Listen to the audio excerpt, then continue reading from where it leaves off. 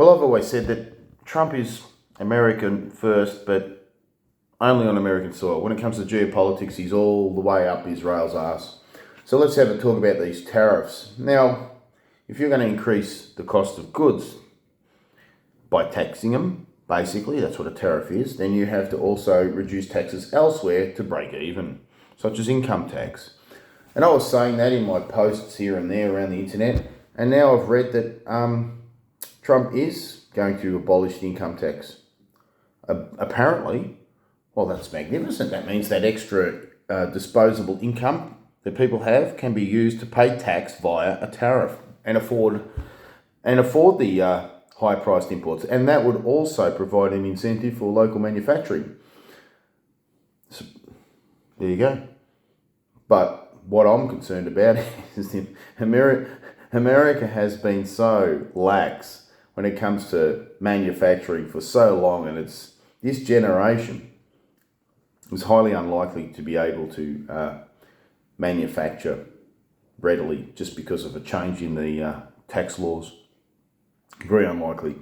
It would take almost a generation to get this juggernaut started. That's the only problem. So they're going to still have to rely on foreign companies manufacturing in the USA.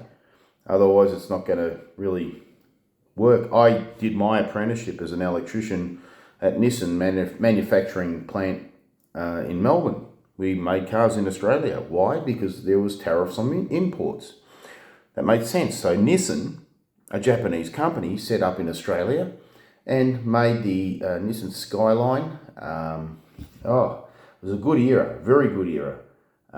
We had other local manufacturing too, of course, with Ford and Holden. And Nissan made some good cars. And that's when the GTR came out in the early 90s. I left, I think it was about 1991, after the factory shut down and they retrenched me because I got a good package. And they retrenched me because the government removed tariffs on imports. So Nissan said, well, why are we making them here? We can make them in Japan and ship them over. And that's I think it's a bit sudden what Trump's doing. He should have set up some sort of a plan to get, or at least redirect all billions of dollars into manufacturing, not just remove the income tax so that people could afford to pay tax via tariffs on products that are imported, but also put money into developing a manufacturing industry. You can't just do the tax and tariffs. You can't just do that. You've got to do more.